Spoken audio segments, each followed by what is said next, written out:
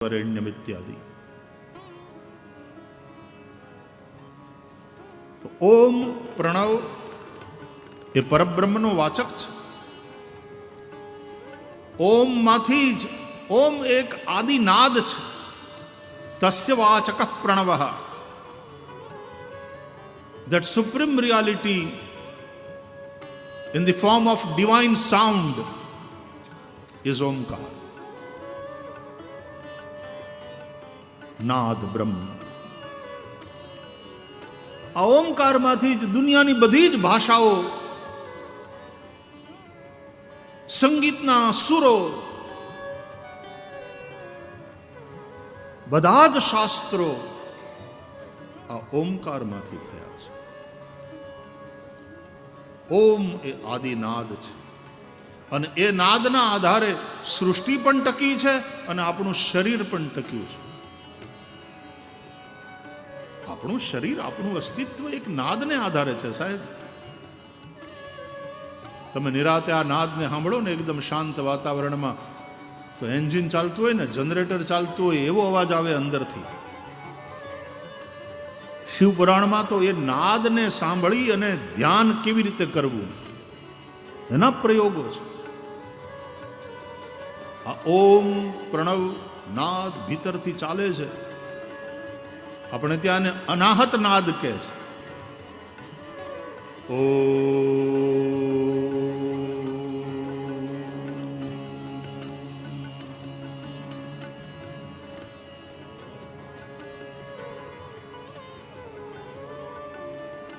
આપણે ત્યાં પ્રાચીન પદ્ધતિથી જે મંદિરો બનાવવામાં આવતા હતા, એ મંદિરો માત્ર પ્રાર્થનાનું સ્થળ નહોતા, એનર્જાઇઝ થવા માટેની જગ્યા હતી. આપણે આપણી જાતને રિચાર્જ કરવાની હતી ત્યાં જઈને.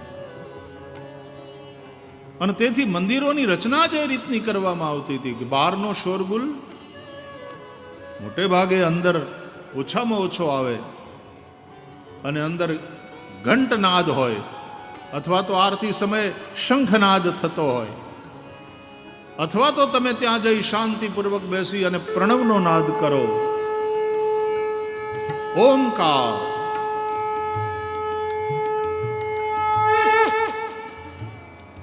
અને આપણે જ્યાં બેઠા છીએ ને આ બેટ દ્વારકામાં, અને શંખોદ્ધાર પણ કહે છે. શંખાસુરનો ભગવાને ઉદ્ધાર કર્યો. અહીંયા શંખ, ભગવાનના શંખનું નામ છે પાંચજન્ય. આ કેવું અદ્ભુત નામ છે, પાંચજન્ય. તમને કહું,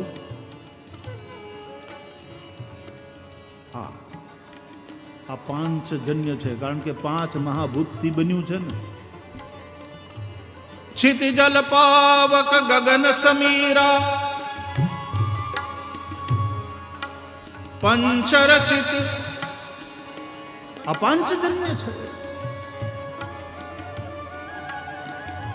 આની અંદર પેલો રાક્ષસ રહેતો તો એને માર્યો ભગવાન વિષ્ણુએ. એ જે અહંકાર છે એને ખતમ કર્યો. અને પછી શું કર્યું? બોલે ઈ શંખને ભગવાને પછી ફૂંક્યો. પ્રાણ ફૂંકનારા, આ પાંચજન્યમાં પ્રાણ ફૂંકનારા ભગવાન છે. વ્રજની ભાષામાં કહીએ તો આ વાંસળી છે, અને દ્વારકાની ભાષામાં કહીએ તો આ શંખ છે.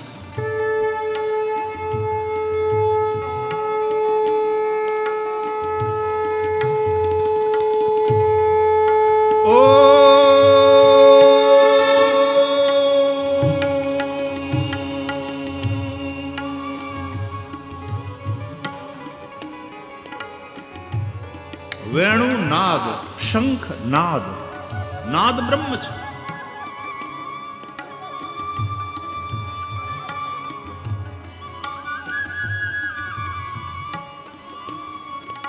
વેણુ ને તેનું પહેલું છિદ્ર છે ને એનું મુખ છે,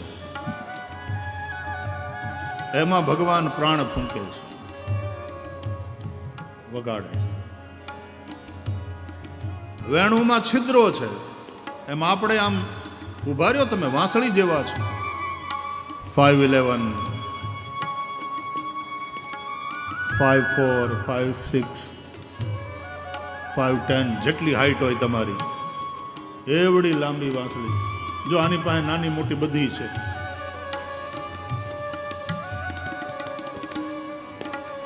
મોટી કાઢતો મીડિયમ સાઇઝની, નાની સાઇઝની, એકદમ મોટી સાઇઝની, બોલો ધોકો એ અનુસાર એના સ્વર નીકળે, નાદ નીકળે. ઓમકાર બિંદુ સંયુક્તમ નિત્યમ ધ્યાયંતિ યોગિનઃ કામદમ મોક્ષદમ ચૈવ ઓમકારાય નમો નમઃ.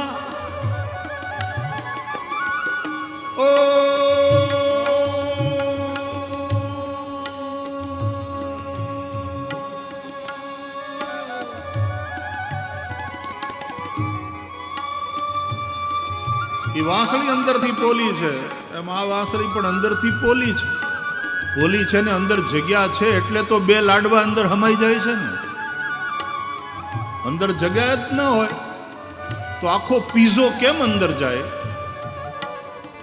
પોલી છે.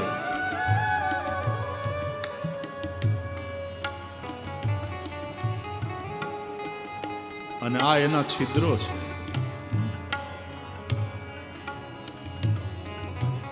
અને અંદર બેઠા બેઠા આત્મા રૂપી શ્રી કૃષ્ણ આ વાંસળીને વગાડે છે. એટલા માટે ભાગવતમાં ધ્રુવજીએ કહ્યું ભગવાનની સ્તુતિ કરતા, યોંતઃ પ્રવિશ્ય મમ વાચમિમાં પ્રસુપ્તાં સંજીવયત્યખિલ શક્તિધર સ્વધામ્ના અન્યાંશ્ચ હસ્તચરણ શ્રવણત્વગાદીન પ્રાણાન નમો ભગવતે પુરુષાય તુભ્યં.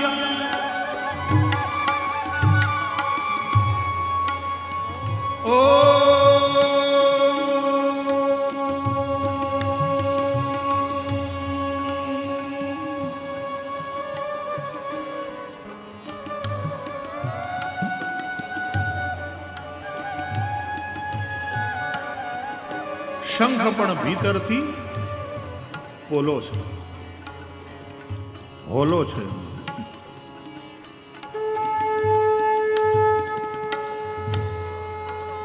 એટલે એના મુખથી તે મુખ લગાડવું પડે. એટલા માટે ગોપીઓ કહે છે કૃષ્ણ વાંસળી વગાડે બંસીનું ચુંબન છે. એ વાંસળી શ્રી કૃષ્ણ અધરામૃતનું પાન કરે છે.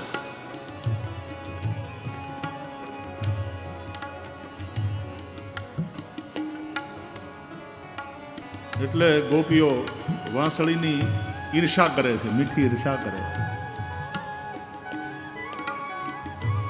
કે એવા કયા પુણ્ય કર્યા તે કે શ્રી કૃષ્ણને આટલી વાલી બની, તને સાથે ને સાથે ફેરવે છે. બહુ રાજી થાય ત્યારે અધરે લગાડી અને તને અધરામૃતના પાન કરાવે છે.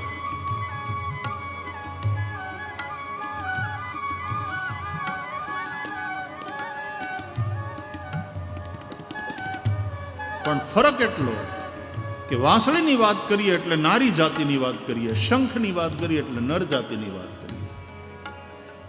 વાંસળી ફૂંકી, શંખ ફૂંક્યો, શંખ વાગ્યો, વેણું વાગી, બંસી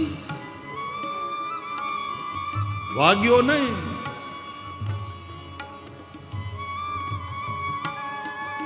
ગોપી અને તેથી બંસી નાદ કે વેણું નાદ એનું રિઝલ્ટ શું, એનું પરિણામ શું? કે એ સદવૃત્તિઓને પોતાના તરફ ખેંચે, પોતાના તરફ આકૃષ્ટ કરે. ગાયો ગોપીઓ એ બધા ભગવાન શ્રી કૃષ્ણ તરફ આકૃષ્ટ થાય છે વેણુનાદથી. શંખ કેવો નર જાતિ, અને એમાં જ્યારે ભગવાન દ્વારકાધીશ એ શંખાસુરને મારી અને પછી પાંચજન્ય જ્યારે ફૂંકે ત્યારે દુર્વૃત્તિઓ દૂર થાય. પાંચજન્યમ ઋષિકેશો દેવદત્તમ ધનંજય. ऋषिकेश भगवान श्री कृष्ण ने कुरुक्षेत्र के रणांगण में अपना पांचजन्य शंख फूंका, बजाया, और अर्जुन ने अपना देवदत्त नामक शंख बजाया.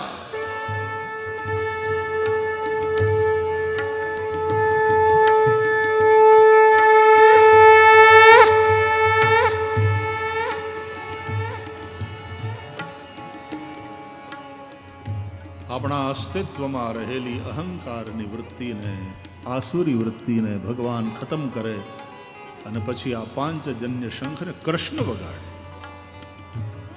તો દુર્વૃત્તિ દૂર થાય. વેણુનાદથી સદવૃત્તિ આકર્ષાય અને શંખનાદથી દુર્વૃત્તિ દૂર થાય.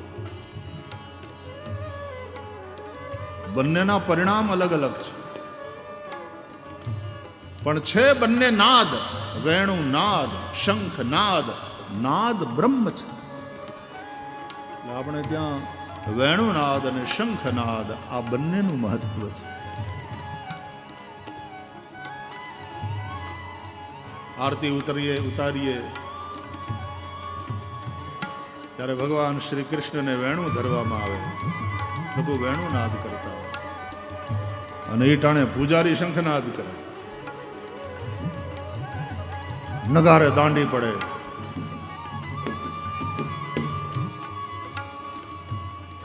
સદવૃત્તિઓનું આકર્ષણ અને દુર્વૃત્તિઓને દૂર કરવાની વાત. આપણા સનાતન હિન્દુ ધર્મ ગ્રંથોને, આપણા શાસ્ત્રોને, આપણી પરંપરાઓને, આપણી વિધિઓ, એના રહસ્ય સમજશો તો સનાતની હોવાનું ગૌરવ અનુભવશો કે આનું સાયન્સ શું છે.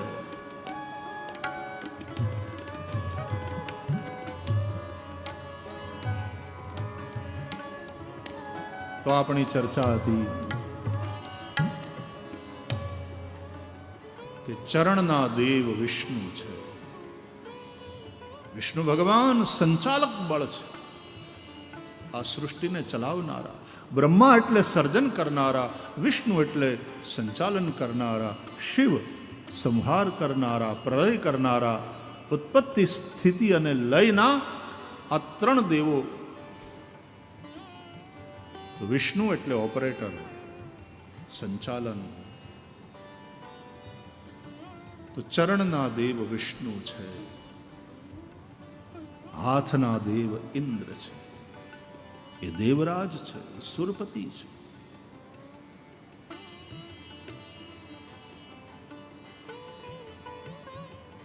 એટલે આપણે એમ કહીએ કે હજી મારા બાવડામાં બળ છે ભાઈ, હજી જાત મહેનત જિંદાબાદ, મારે કોઈનો સહારો લેવો પડે એવી રીતે નથી. અને જેને પગ નથી એ હાથને સહારે જીવી જાય છે, અને જેને હાથ નથી, બે હાથ ન હોય એનું ભાગ્ય તો હોય જ છે ને.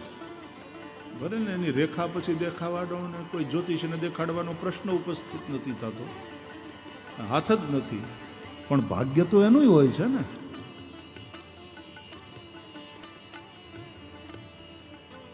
વચ્ચે કોઈ એક વિડીયો ક્લિપ જોઈતી કે જેને બે હાથ નથી પણ બે પગ છે, તો બંને પગથી પોતાના બધા કામ કરે. બોલો, પગથી હાબુ લઈને ઘસે શરીર ઉપર, અને પછી પગથી જ ટમ્બલર ઉપાડી પાણી ભરી ભરીને પોતાના માથા ઉપર પગથી શેમ્પુ કરે. શરીર એવું લચીલું થઈ ગયેલું એનું કે બધું પગથી જ કરે. અને ખૂબ ખરા અર્થમાં પોતાના પગ ઉપર જીવતો હતો, પોતાના પગ ઉપર ઉભેલો, કોઈની જરૂર ન પડે. અને ઘણીવાર હાવ હાથ પગ સાબુત હોય તોય હાવ નોકર ના આવે એટલે હાવ થરી જાય. રામું નથી આવવાનું 10 દિવસ. ઘણીવાર આપણા પૈસા આપણને નોકરના નોકર બનાવી દે છે, એને આધીન કરી. ના હોય તો બહુ સારું. યસ્યામ હિરણ્યમ વિંદેયમ ગામશ્વમ પુરુષાનહમ. શ્રી સૂક્તની અંદર આપણે લક્ષ્મીજીનું આવાહન કરીએ ત્યારે બોલીએ છીએ, તામ આવહ જાત વેદો લક્ષ્મીમ અનપગામિનીમ. એ લક્ષ્મી એનું આવાહન કરું છું, હે જાત વેદ, હે અગ્નિ. કઈ લક્ષ્મીનું આવાહન? બોલે મારા ઘરમાં આવે તો પાછી જાય નહીં. એટલે બ્રાહ્મણો પૂજા કરાવે એના સંકલ્પમાં કહે છે, દશવિધ લક્ષ્મી પ્રાપ્ત્યર્થમ પ્રાપ્ત લક્ષ્મ્યા ચિરકાલ સંરક્ષણાર્થમ લોકે સભાયામ રાજદ્વારે વા સર્વત્ર યશ વિજય લાભ આદિ પ્રાપ્ત્યર્થમ ઇહ જન્મની જન્માંતરે વા સકલ દુરિત ઉપશમનાર્થમ. બ્રાહ્મણો સંકલ્પ કરાવે ત્યારે ધ્યાનથી સાંભળો. અમે એવી લક્ષ્મીનું આવાહન કરીએ છીએ જે અમારા ઘરમાં ટકે નહીં. તો લક્ષ્મી ચંચલા છે, ક્યાંય લાંબુ ટકતી નથી, જતી રહે છે. લક્ષ્મી અનપગામિનીમ. પણ શા માટે જોઈએ તને? બોલે યસ્યામ હિરણ્યમ વિંદેયમ ગામશ્વમ પુરુષાનહમ.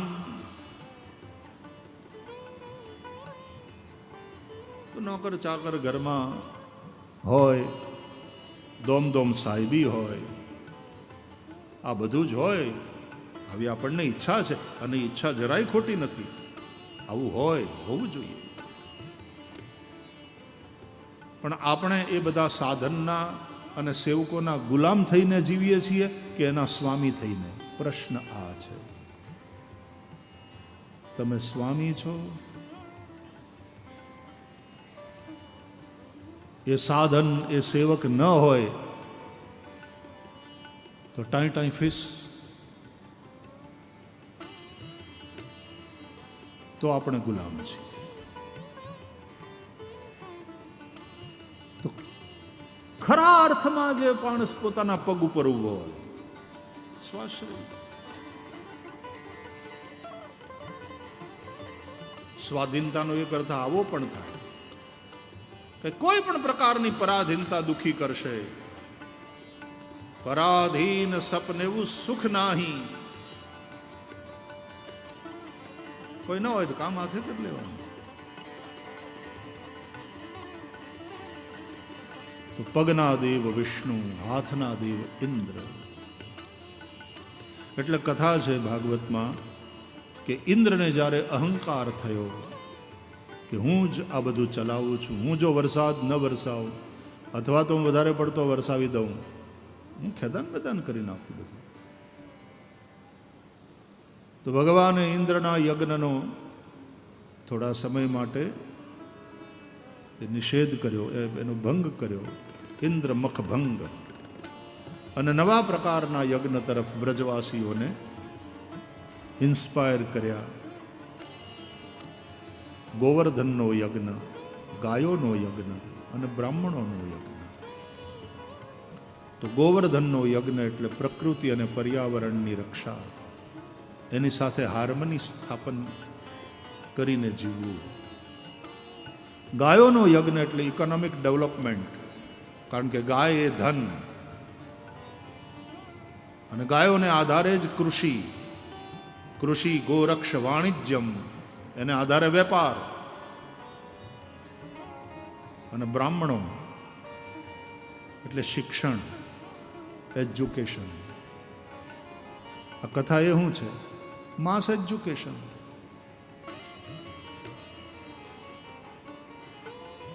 ત્યાં 40 મિનિટનો ક્લાસ હોય કે 35 મિનિટનો એક ક્લાસ હોય, એક પીરિયડ. અહીંયા અમારે 3.5 થી 4 કલાકનો એક પીરિયડ. ત્યાં 40-45 કે 50-60 વિદ્યાર્થી હોય. અહીંયા 400, 500, 600, 6000 હોય. આ ક્લાસ મોટો, પણ છે એજ્યુકેશન. હમણાં મોટિવેશનલ સ્પીકર્સ બહુ આવ્યા છે માર્કેટમાં. પણ ભગવદ્ ગીતા ઉઠાવો, શ્રી કૃષ્ણ જેવો મોટિવેશનલ સ્પીકર બીજો કોણ છે? અને એ ભગવદ્ ગીતા, એ ભાગવત, એ રામાયણ, આ શું છે?